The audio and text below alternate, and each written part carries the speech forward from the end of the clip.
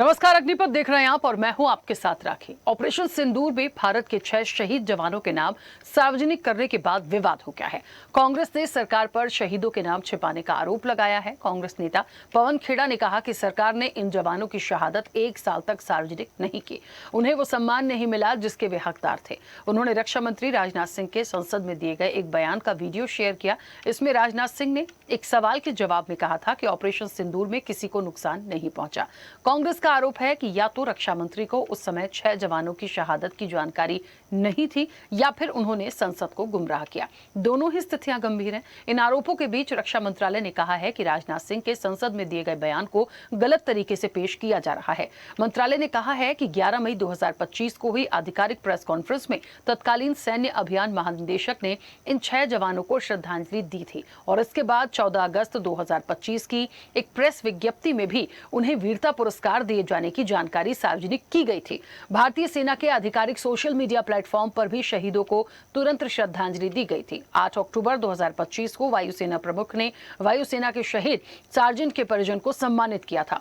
15 जनवरी 2026 को जयपुर में सेना दिवस परेड के दौरान सेना प्रमुख ने 3 शहीदों के परिजनों को सेना यानी मेडल वीरता भी प्रदान किया। राष्ट्रीय युद्ध स्मारक पर शहीदों के नाम दर्ज करने की एक तय प्रक्रिया और प्रोटोकॉल है। सभी नाम उसी प्रक्रिया के तहत दर्ज किए जाते हैं। इसलिए ये कहना कि नाम दर्ज करने में देरी हुई या शहीदों को अब पहली बार सम्मान मिला है, सही नहीं है। बहरहाल एक बार फिर ऑपरेशन सिंदूर पर चर्चा है और शहीदों की जानकारी छिपाने पर घमासान भी। विपक्ष और सरकार के तर्क के बाद कौन सही है कौन गलत है, ये वाकई एक बड़ा सवाल बन गया है। हम विस्तार से इसी पर आज चर्चा भी करेंगे। एक छोटी सी प्रतिक्रिया है, आपको वो बयान सुनाते हैं। राजनाथ सिंह ने क्या कुछ कहा था। आपको प्रश्न पूछना है तो यह पूछिए कि इस ऑपरेशन में क्या हमारे जाबाज सैनिकों को कोई क्षति हुई है, तो उसका उत्तर है नहीं। चलिए, तो शहीदों पर संग्राम है, जानकारी छिपाने पर घमासान है। एक बात को समझना पड़ेगा। देखिए, किसी पर आरोप लगाना या सेना पर सवाल या सरकार पर सवाल या राजनाथ सिंह पर सवाल खड़ा करना उद्देश्य नहीं है। बात इस चीज की है कि यदि रक्षा मंत्रालय अपनी तथ्यों के आधार पर बता रहा है कि इन डेट्स पर श्रद्धांजलि दी गई है या इन डेट्स पर ये बताया गया है कि कितने लोग शहीद हुए थे, तो हम इस चीज को भी एक पहलू मानेंगे। दूसरा, जिस बयान को लेकर आरोप कांग्रेस लगा रही है, कांग्रेस आरोप लगा रही है, उसमें देखिए कि हमने जो अभी अभी कुछ सेकंड का एक वीडियो जो सुना है, उसमें सैनिकों की बात हो रही है। तो मुझे लगता है यदि वो कह रहे हैं कि हमारे किसी भी जवान सैनिक को कोई क्षति नहीं हुई है, यदि जवाब नहीं है तो फिर ये 6 कहाँ से आए। तो देखिए, थोड़ा सा हो सकता है समझने में दिक्कत हो, लेकिन जो चीज़ें सामने दिख रही हैं उस पर सवाल है। अब कौन सही है कौन गलत है, क्या ये चीज़ें जो सामने आई हैं उन पर सवाल उठना सही है या गलत, हम चर्चा करेंगे। हमारे साथ मेहमान जुड़े हैं। सबसे पहले आपका परिचय करा दें। रक्षा विशेषज्ञ हैं retired major doctor Mohammed Ali Shah. Mohammed Ali Shah ji, बहुत स्वागत चर्चा में जुड़ने के लिए। भारतीय जनता पार्टी से हमारे साथ प्रदीप बैस जुड़े हैं। प्रदीप जी, आपका भी बहुत स्वागत है। कांग्रेस का पक्ष रखेंगे राजेश कुमार दुबे। राजेश जी, आपका भी बहुत स्वागत है। मैं चर्चा की शुरुआत सबसे पहले मोहम्मद अली शाह जी आपसे करूंगी। मुझे सुन पा रहे हैं? जी राखी जी, कैसे इस विषय को देख रहे हैं, क्या माने, कौन सही है कौन गलत है? एक पक्ष कह रहा है कि इतने टाइम बाद आप सम्मान दे रहे हैं, इतने अभी तक आपने क्यों नहीं बताया कि कितने लोग शहीद हुए थे। रक्षा मंत्रालय का जो स्टेटमेंट है या राजनाथ सिंह का जो ये पुराना एक बयान है, ये कुछ और बताता है। कैसे आप इसको देखते हैं? राखी जी, सबसे पहले तो मैं ऐसा मानता हूं कि फौजी जो होते हैं बहुत बहादुर होते हैं, जो शहादत प्राप्त करते हैं वो बहुत बहादुर होते हैं, उनके परिवार वाले उनसे ज्यादा बहादुर होते हैं। तो मैं सबसे पहले तो मैं नमन करता हूं हमारे जो फॉलन हीरोज हैं, सच्चे जाबाज हीरोज यही थे। अब जब एक मिस इन्फॉर्मेशन तरह की देश में फैली, जो आपने प्रतिक्रिया सुनाई थी डिफेंस मिनिस्टर साहब राजनाथ साहब की, सिंह साहब की, कि हमारे जाबाज फौजियों को, सैनिकों को कोई नुकसान पहुंचाए नहीं, उन्हें जवाब दिया था, तो एक प्रतिक्रिया फैली थी। लेकिन अभी मिनिस्ट्री ऑफ डिफेंस ने ये बयान बोला है कि नहीं, 2025 में ही पार्लियामेंट्री रिमार्क्स में PIB ने इनके जो शहादत प्राप्त किए थे इनको पब्लिकली एक्नॉलेज किया था और इमीडिएटली इनका नाम ऑपरेशन के द्वारा, ऑपरेशन सिंदूर के द्वारा कि सबमिट किया था नेशनल वॉर मेमोरियल को। और जो 6 फौजी हैं वो उनको एक्नॉलेज किया, उनकी कुर्बानी एक्नॉलेज करी। सूबेदार मेजर पवन कुमार, राइफलमैन सुनील कुमार, लांस नायक दिनेश कुमार, अग्निवीर मूड मुरानेलिक, हवलदार सुनील कुमार सिंह और इंडियन एयरफोर्स के सार्जेंट सुरेंद्र कुमार। अगर आप देखें तो 5 आर्मी के हैं।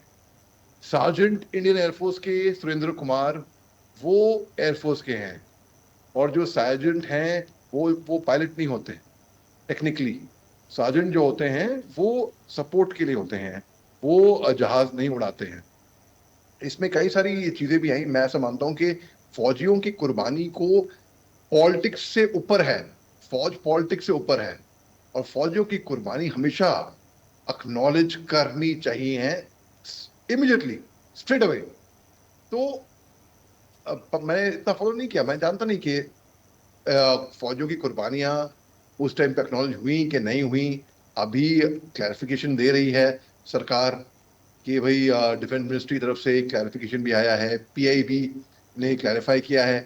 तो इसको हम ऐसे देखो, कांग्रेस लीडर्स जो हैं जैसे कि पवन खेरा हो गया, गौरव गोगोई हो गए, ये गुमराह करने के लिए देश को ये इल्जाम लगा रहे हैं कि सरकार ने देश को गुमराह किया, और इन्होंने डिमांड करी है कि पूरा कंप्लीट फुल डिस्क्लोजर फैक्ट्स का और अपकमिंग पार्लियामेंट्री सेशन में। तो मैं ऐसे देखता हूं कि आप अगर छुपाने की कोशिश भी कर रहे हो, कहां तक छुपा पाओगे आप। लेकिन ऑपरेशन सिंदूर को मैं फिर भी कामयाब कहता हूं। क्यों? क्योंकि 100 से अधिक पाकिस्तान के आतंकी, उनकी फौज के लोग इसमें मरे हैं, आतंकी मरे हैं। हमने तो शुरुआत में केवल 9 आतंकी टारगेट को निशाना बनाया था। और जी हाँ, जब जंग होती है तो नुकसान दोनों तरफ से होता है, एक का कम एक का ज्यादा। ये कहना बिल्कुल गलत होगा कि एक पक्ष का कुछ नुकसान बिल्कुल भी हुआ ही नहीं, नुकसान होता है। ये लोग बदकिस्मती से, मैं कह रहा हूं, मैं फौज में रह चुका हूं, तो लोग नुकसान दोनों तरफ से होता है, मरते हैं। सबसे मुश्किल काम राखी जी मैंने फौज में रहते हुए ये किया था, जब मैं किसी के घर पे फोन करता था और बोलता था कि आपका बेटा, आपका पिता, आपका भाई अब इस दुनिया में नहीं रहा है। मैं ये कह के खत्म करूंगा कि पिछले साल अगस्त के महीने में अमरीन जैदी मैडम है, एक बहुत मशहूर लेखक हैं, ऑथर हैं, उन्होंने एक किताब लिखी थी जो कि हमारे 56 प्रिजनर ऑफ वॉर है ना, जो 71 में जो लिए थे, जो वापस लौट कर नहीं आए, अभी भी पता नहीं मिस्ट्री है पाकिस्तान के उसमें। तब एक बहुत ही सीनियर लेफ्टिनेंट जनरल साहब ने कहा था कि भाई जब फौजी की शहादत होती है तो बहुत दुख होता है। वहां पर उस टाइम पे चीफ गेस्ट एयरफोर्स के चीफ मौजूद थे, उनकी स्टाफ मौजूद थे, लेकिन ये क्लैरिफिकेशन भी उस टाइम पे भी आया था कि ऐसा कुछ खास नुकसान हुआ नहीं है। अमरीन जैदी मैडम की किताब रुक गई थी काफी टाइम तक, क्योंकि जो रिटायर्ड लेफ्टिनेंट जनरल साहब हैं, उन्होंने अपने फॉरवर्ड प्रीफेस या जो शुरुआत के एंट्रेंस में तो उसमें भी लिखा था कि भाई एक फौजी की के फौजियों की शहादत हुई है ऑपरेशन सिंदूर में, ऐसे करके। तो लोगों ने सोचा कि शायद गर्ल्स बोल रहे हैं, ऐसे कैसे बोल दिया उन्होंने।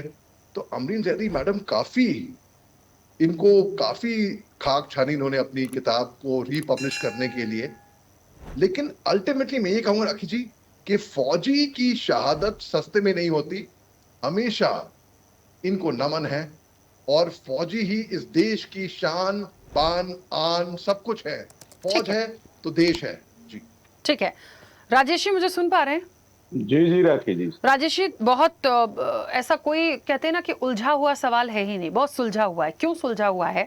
पवन खेड़ा जी ने सवाल उठाया या कांग्रेस ने सवाल उठाया, और ऐसा लग रहा है कि जिन 6 जवानों का जो नाम है वो वॉर मेमोरियल में दर्ज किया गया, तो ये खुलासा अब क्यों कर रहे हैं आप? अब क्यों सम्मानित कर रहे हैं? उस वक्त पे क्यों नहीं कहा कि हमारे इतने इतने लोग शहीद हुए? जो अभी एक छोटा सा हमने एक एम्बियंस सुना राजनाथ सिंह जी का, उसमें भी बहुत क्लियरिटी से है कि हमारे कोई भी जवान सैनिक की हमें क्षति नहीं हुई है। अब रक्षा मंत्रालय कह रहा है कि हमने सारी चीजों को पहले ही कहा था और उनके बयान को गलत तरीके से आप लोग सामने रख रहे हैं।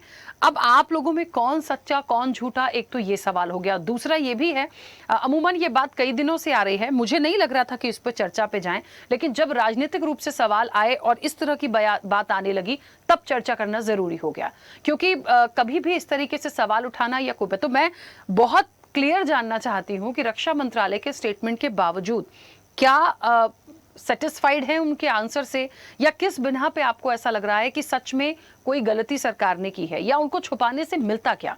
देखिए राखी जी, सर्वप्रथम हम ऑपरेशन सिंदूर के दौरान उन सभी अपने 6 जवानों के प्रति अपनी हार्दिक विनम्र श्रद्धांजलि अर्पित करते हुए उनके देश के लिए दिए गए सर्वोच्च बलिदान को हम नमन करते हैं, प्रणाम करते हैं।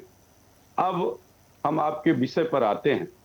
राखी जी, अब दिन के उजाले में यह तय हो गया है कि यह जो भारतीय जनता पार्टी नित्य मोदी सरकार है, यह न भगवान की है और न ही जवान की है।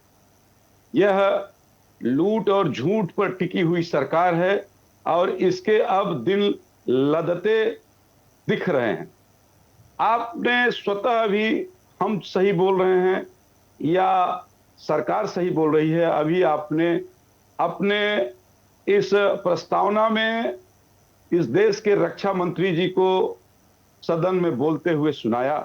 उन्होंने गला फाड़ फाड़ करके यह कहा कि इस ऑपरेशन सिंदूर में एक भी जवान की शहादत नहीं हुई है। अब हम आपसे जानना चाहते हैं और देश सरकार से जानना चाहता है कि इस प्रकार का झूठ क्यों? क्या आपके पास इंफॉर्मेशन नहीं था? यदि इंफॉर्मेशन का अभाव था तब आपको सत्ता में बने रहने का अधिकार नहीं है, और यदि इंफॉर्मेशन थी और आपने देश को गुमराह करने का प्रयास किया, उन अपने सर्वोच्च बलिदान देने वाले हमारे देश के वीर शहीद सैनिकों को उनके जो है उस जो है राजकीय सम्मान के साथ उनकी अंतिम विदाई से वंचित रखने का जो आपने प्रयास किया, उसके लिए आप गुनहगार हैं। इसके साथ साथ हम सभी देशभक्त जो नागरिक हैं देश के, उनके द्वारा जो अलग अलग तौर पर सामूहिक तौर पर उनको अपनी श्रद्धांजलि अर्पित की जाती, उससे भी आपने वंचित किया। तो यह एक बहुत बड़ा महापाप करने का काम जो है भारतीय जनता पार्टी नित्य मोदी सरकार की और उनके रक्षा मंत्री का है, जिसको कि यह देश जो है भुला नहीं सकता। हम आपसे यह कहना चाहते हैं। दूसरी बात, हम आपसे यह भी कहना चाहते हैं कि केवल झूठ के आधार पर मोदी सरकार की इमेज कितने दिन चमका सकते हैं? यह सत्य है, इसकी अपनी एक ताकत है। इसको आप सत्य को परेशान कर सकते हैं, लेकिन सत्य को आप न झुठला सकते हैं न तो दबा सकते हैं। एक दिन जो है सत्य स्वतः प्रकाशमान होता है, और इस प्रकरण में भी आपने देखा कि स्वतः तमाम उन गतिविधियों के माध्यम से कि जो कि हुई और आज जो है आज सत्य प्रकट है। तो इस प्रकार से हम समझते हैं कि कांग्रेस पार्टी की और हमारे जिन नेताओं की, देश के लोगों की जो ये मांग है कि आने वाले जो संसद का सत्र है उसमें आप इस पर जो है देश को जवाब दें। ये एक मांग देश हित में है, देश के रक्षा हित में है, और नौजवानों के देश के लिए बलिदान का जज्बा पाले, देश की रक्षा सुरक्षा में लगे उन सभी नौजवानों के सम्मान के लिए भी है। ये हम आपसे कहना चाहते हैं। ठीक है राजेश जी। प्रदीप जी, मुझे सुन पा रहे हैं? जी राखी जी, नमस्ते। मेरी आवाज मिल रही है आपको? हाँ, आपकी आवाज आ रही है। प्रदीप जी, बहुत सारी चीजें तो स्पष्ट रूप से आ गई हैं, लेकिन सवाल जो विपक्ष का है मुझे लगता है उस पर ही पहले आपका एक जवाब, क्योंकि रक्षा मंत्रालय की तरफ से बहुत सारी चीजें हैं। एक बात ये भी आई है कि राजनाथ सिंह का जो बयान है उसमें ये बात आ रही है कि हमारे किसी जवान सैनिक की क्षति नहीं हुई। ठीक है, रक्षा मंत्रालय कह रहा है तथ्यों को गलत तरीके से रखा, क्योंकि उन्होंने जो क्षति बोली थी उन्होंने हमारे पायलट्स को लेकर बोली थी कि हमारा कोई किसी भी पायलट की उसमें शहादत नहीं हुई है। अब कैसे इसको आइडेंटिफाई करें? भाई हम रक्षा मंत्रालय की बात माने, चलिए ठीक है, ऐसी कोई चीज नहीं है, लेकिन जवान सैनिक तो उन्होंने सदन में कहा।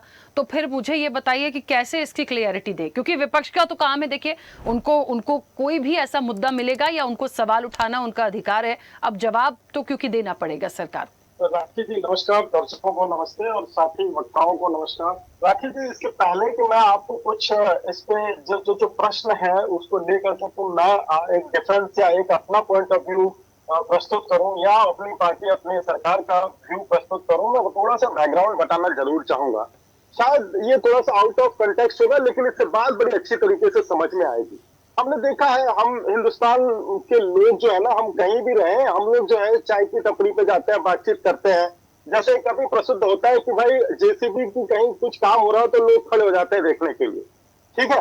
अब आते हैं, एक बार क्या हुआ था कि मैं बनारस से लखनऊ की यात्रा करता, लखनऊ स्टेशन पे एक चोर ठग पकड़ा गया था, तो मैं उसको ऑब्जर्व कर रहा था, तो मैंने उसमें देखा कि वो बड़ा ही मेंटली सॉलिड और स्मार्ट था। ये पता था सबको कि ये चोर है, इसका काम चोरी करना है, पकड़ा गया है, लेकिन उसके जो आर्गुमेंट थे वो बड़े लाजवाब थे। इतना कॉन्फिडेंस की उसकी मैं दाद देता हूं, इसीलिए मैं शायद उसको अब तक याद रखा और मैंने उसका रेफरेंस दिया।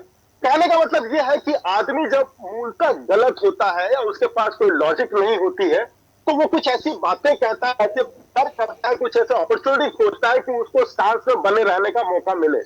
पवन खेड़ा जी बीते कुछ महीनों से आसाम के चुनाव से पहले भी काफी सुर्खियों में रहे हैं, हालांकि उन्होंने काफी गेटअप बदल दिया है अपना। मैं चाहूंगा कि अगर मेरी बात उन तक पहुंचे तो मैं कहूंगा कि आप पुराने वाले गेटअप में ज्यादा अच्छे थे, इसमें तो आपकी सीनियरिटी सुपर सीनियरिटी लग रही है। बहरहाल वो दूसरा मुद्दा है।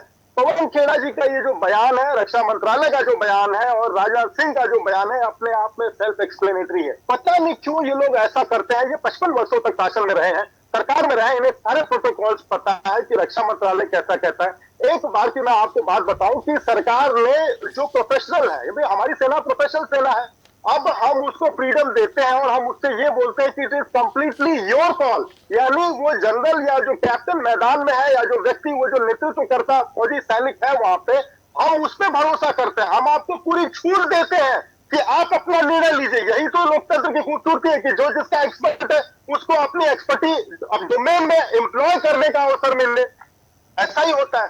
सॉरी, तो उस पर भी कांग्रेस ने प्रश्न किया था, क्या सेना के जनरल अपनी फील्ड के एक्सपर्ट नहीं, उन्हें हर जगह गाइडिंग चाहिए, पॉलिटिकल इंटरफेरेंस जरूरी है? नहीं, हमें उनकी लीडरशिप पे भरोसा करना चाहिए। कांग्रेस अगर इन जैसी बातों पे प्रश्न पूछ सकती है तो देश की जनता जानती है कि किस प्रकार से इनको डील करना है। दूसरा, राफेल वाला मुद्दा ऊपर सीक्रेट हो गया, हमारे 36 विमानों का मेंटेनेंस का आया, पूरी बात आ गई बाहर, नेशनल और इंटरनेशनल में ये बात, इंटरनेशनल मीडिया सर्कल्स में ये बात पूरी हो गई कि भाई सेना इस तरह से बातें नहीं करती, पूरा ब्लैक एंड व्हाइट होता है, क्लियर होता है। तो जो लोग छाती पीट रहे थे कि भाई हमारे रफेल विमान कहाँ गए, क्या हो गया, उनके पास अब अपने आप सेल्फ एविडेंट ये एक फैक्टर है कि आप देख लीजिए, जाके चेक कर लीजिए। और कांग्रेस जो खबरों में रहने के लिए ये जो काम कर रही है, ये देश की सशस्त्र सेनाओं के मोरल के लिए बहुत अच्छा नहीं है। इनका इतिहास अभी तक कुछ समय से कि सेना की कैपेसिटी पर शक करना, सेना के ऑपरेशंस पर शक करना, सेना के कामों में अड़चन डालना, और बीते 15-20 सालों के 10 सालों के इनके शासन को देखा जाए तो चीजें और बड़ी क्लियर होती है। बहरहाल ये ऐसा मुद्दा नहीं है कि हम इसको इसे पब्लिक फोरम पे हम और इनके कारगुजारियों को हम डिस्क्लोज करें, बहुत सारी है, लेकिन सीधे सीधे तो मैं इसका एक इस सिरे से इसको खारिज करना बोलते हैं, मैं वो करना चाहूंगा कि क्योंकि देश के सशस्त्र सैनिक बल, देश की तीनों सेना के तीनों अंग, उन पे बहुत ज्यादा पॉलिटिकल बातें करना या उनको अपने पॉलिटिकल बेनिफिट के लिए यूज करना, ये for the entire nation, this is absolutely unsupported. ये इसका कोई सहयोग सपोर्ट नहीं करना चाहेगा। बाकी कांग्रेस जो है प्रमुख विपक्षी दल है, इनकी राजनीति किस प्रकार से है, इनके दुख है, वही बात आ जाती है कि रस्सी जल गई, बल नहीं गया। अब वो बल इसी प्रकार से तिनके करके बाहर आ रहा है, तो उस पर क्या किया जा सकता है? ठीक है, अननेसेसरी मुद्दा था ये, इससे बचा जा सकता था। आप सदन में इसको उठा सकते थे, पब्लिक डिबेट में। आप सदन में जो करना होता है वो आप करते नहीं है, और सदन के बाहर वो काम करते हैं जो कि सदन में होना चाहिए। तो देश की जनता भी इसको समझ रही है, और 3 आम चुनाव के बाद कांग्रेस की क्या स्थिति है वो सबको पता है। बहरहाल आप ठीक है। This is my- Rajesh ji, defence ministry से एक बात आई है कि जो भी राष्ट्रीय युद्ध स्मारक पर शहीदों के नाम दर्ज करने की एक तय प्रक्रिया और प्रोटोकॉल होता है। हम क्योंकि डिफेंस मिनिस्ट्री की तरफ से यदि कोई ट्वीट है या कोई बयान है तो हमें उसको बहुत सीरियसली लेना पड़ेगा, क्योंकि वो बेतुकी बातें नहीं करेंगे। यदि वाकई किसी को सम्मानित करने का या जिनकी शहादत हुई है उनका कोई प्रोटोकॉल होता है, हो सकता है उस समय पे नहीं किया, अब कर रहे हो, इस चीज को मैं सकारात्मक रूप से लेती हूँ। लेकिन रही बात जहां बयान है और बयान में विरोधाभास है, जो एक दूसरी बात वो कह रहे हैं कि नहीं पायलट्स के लिए वो कही गई थी और अब कांग्रेस गलत तरीके से पेश कर रही है, तो वो हम सुन चुके हैं। बहरहाल इस चीज का चैप्टर क्लोज कैसे होगा, या फिर हर दिन हम इस पर एक इस तरीके से चीजें आती रहेंगी, क्योंकि अब करना पड़ेगा, जो चीजें आनी थी वो आ चुकी हैं। अब ये एक सवाल है, उसका जवाब मिलेगा कि नहीं मिलेगा, क्योंकि वो अपना बयान या अपना ट्वीट जारी कर चुके हैं। जी राखी जी, अभी आपने सुना हमारे भारतीय जनता पार्टी के साथी किस तरह से इसको मुद्दा ही नहीं मानते। आप देश के चौथे स्तंभ के रूप में, लोकतंत्र के चौथे स्तंभ के रूप में, मीडिया के रूप में आप इसको मुद्दा मान करके, देश का एजेंडा मान करके, सैनिकों के सम्मान में, शहीदों के सम्मान में और देश के रक्षा सुरक्षा के सम्मान में आपको ने इस विषय को चुना और उस पर आप चर्चा कर रही हैं। हमारे जो है ये चुनाव आयोग से मिली भगत करके चोरी के माध्यम से सत्तासीन लोग जो है इस विषय को मुद्दा ही नहीं मान रहे हैं। सत्ता में बैठ करके इतना मदान्ध है कि जो मर्जी है वो बोलते चले जा रहे हैं। विषय वस्तु को छूने का जरा सा प्रयास नहीं किया इन्होंने। अगर किया हो तो आपका प्रश्न था, मेरा प्रश्न नहीं था। हम तो इन्होंने छुआ होता तो उस पर बहस करते, अपनी बात रखते। इन्होंने उस विषय को छुआ ही नहीं। एक बात। दूसरी बात यह है कि यहां जो है सेना की स्वतंत्रता पर कोई चर्चा नहीं हो रही थी। आपने सेना की स्वतंत्रता पर फोकस किया। अरे भारतीय सेना स्वतंत्र है। समय समय पर किसी विषय वस्तु में कुछ बातें अगर झलकी, राजनीतिक बुआई, तो उस पर चर्चा करना और प्रश्न करना और आपको सेना को दबाव में लेने की कोशिश से मुक्त करना सेना को, यह हमारा फर्ज है और हम उसमें कामयाब रहे हैं। यह हम पूरी जिम्मेदारी के साथ कह सकते हैं।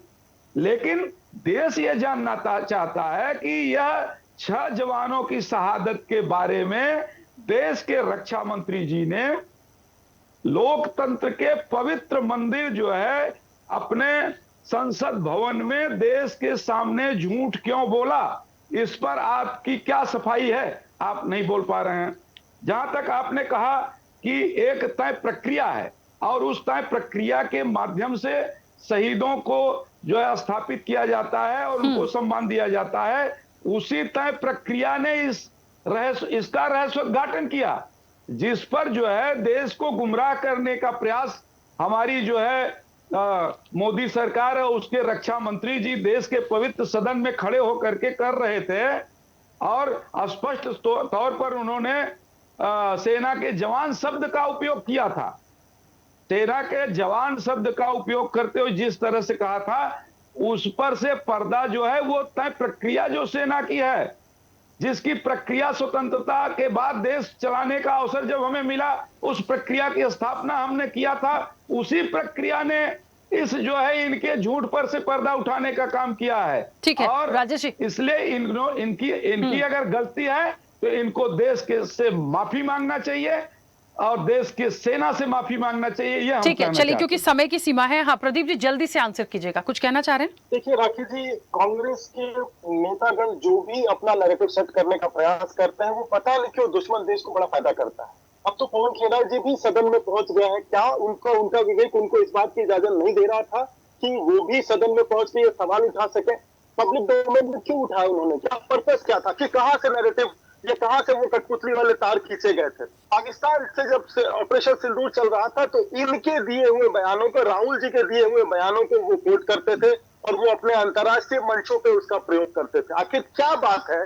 कौन सा रिश्ता है? कि क्या आपके पास राजनीतिक कौशल नहीं है, उसकी कमी है, दूरदर्शिता की कमी है, या आपके पार्टी में अंतर्राष्ट्रीय मामलों के लोग जानकार नहीं है, या कोई फंड कर रहा है इसको देने के लिए? जहाँ शुरू से इनकी संलिप्तता जग जाहिर है। इस विवेक पे इनका विवेक कहाँ मर गया है, इस पे इनका कोई जवाब नहीं मिलेगा। ये घुमा फिरा के बात वहीं पे ले आ देंगे, हम जो कहें वही सही, न खाता न भाई, हम जो कहें वही सही। ये कांग्रेस ठीक के है नेताओं प्रदीप जी, की देखिए मुझे एक बात समझ में आई है, एक पॉइंट जो इनको लगा कांग्रेस को, ये बात सच है, जो बयान हमने सुना है उसमें ये साफ किया गया है कि विपक्ष पूछ रहा है कि हमें कितनी क्षति हुई, या तो हम आपको बता दें कि हमारे किसी जवान की क्षति नहीं हुई है। अब यदि हमारे किसी जवान की क्षति नहीं हुई थी तो भी ये 6 लोग कहां से आए? चलिए, पहला सवाल तो वहां आया। उसके बाद यदि ये बात सच है, यदि उस टाइम पे कोई प्रेस कॉन्फ्रेंस हुई है, ये पुराने रिकॉर्ड्स हैं और हर चीज के वीडियो होंगे, चीजें सामने आ जाएंगी अपने आप, मुझे लगता है काफी होती हैं चीजें, और कहा जा रहा है कि श्रद्धांजलि दी गई थी और प्रोटोकॉल के तहत अब इन सारे चीजों को सामने लाया गया है, वॉर मेमोरियल में उनके नाम जो है उनको दर्ज किया गया है। चलिए, इसको मान लिया, लेकिन अब बात ये होती है ना कि क्या उस टाइम पे उनको नहीं पता था, क्या इन्फॉर्मेशन नहीं थी तो कोई बड़ी बात नहीं है, ठीक है, नहीं थी, एक्सेप्ट कर लें, ये भी एक पॉइंट हो सकता है। देखिए क्या होगा, ऐसे में मिसअंडरस्टैंडिंग है। उनके बयान से लग रहा है जवान सैनिक की क्षति नहीं हुई, उन्होंने कहा। ये कह रहे हैं कि फिर अब वो सैनिक कहां से आ गए? डीजीएमओ और उस टाइम पे तमाम लोगों ने श्रद्धांजलि दी थी कि हम इन 6 लोगों को श्रद्धांजलि देते हैं। अब पेच फंस गया ना कि आके रक्षा मंत्री के बयान पर, तो परेशानी इस बात की है। तो बेहतर होगा सारी चीजों के साथ क्लियरिटी के साथ एक बार अपने पक्ष को रख दें, बात खत्म हो जाएगी। नहीं तो इस पर राजनीति वाकई अच्छी नहीं लगती। क्योंकि समय की सीमा है, मुझे इस चर्चा को रोकना पड़ेगा। आप सभी का बहुत शुक्रिया इस चर्चा में जुड़ने के लिए। देखिए, शहीदों पर संग्राम है, जानकारी छुपाने पर घमासान है, और ये होगा, दोनों तरफ से बातें हैं। राजनाथ सिंह जो कह रहे हैं उसके बाद उनके ये वक्तव्य हैं कि जवान सैनिकों की क्षति नहीं हुई है। यदि जवान सैनिकों की क्षति नहीं हुई तो फिर ये 6 लोग कहां से आ गए? और यदि ये आए हैं, प्रोटोकॉल के तहत इनको सम्मान करना था, हम उसका भी स्वागत करते हैं, ठीक है, अच्छी बात है, आपने किया। और यदि उस टाइम पे सारी प्रेस कॉन्फ्रेंस हुई है और ये डिफेंस मिनिस्ट्री कह रही है कि उस टाइम पे सारे नाम थे, हमने श्रद्धांजलि दी, तो मुझे लगता है उनको उनके वीडियो रिकॉर्ड्स आप दे दीजिए विपक्ष को, ताकि विपक्ष का मुंह बंद हो जाए। क्योंकि इस विषय पर सियासत अच्छी नहीं लगती, और जिस बयान को वो कोट करके इतनी सियासत ला रहे हैं, उसका जवाब सरकार और डिफेंस मिनिस्ट्री को ही देना पड़ेगा। चर्चा में इतना ही। बने रहिए स्वदेश न्यूज के साथ, सबसे पहले देश। ऐसे ही वीडियोस के लिए लाइक करें, शेयर करें, फॉलो करें, YouTube पर जाकर सब्सक्राइब कर बेल आइकन दबाना ना भूलें, और ताजा अपडेट्स के लिए स्वदेशलाइव.com पर जरूर जाएं।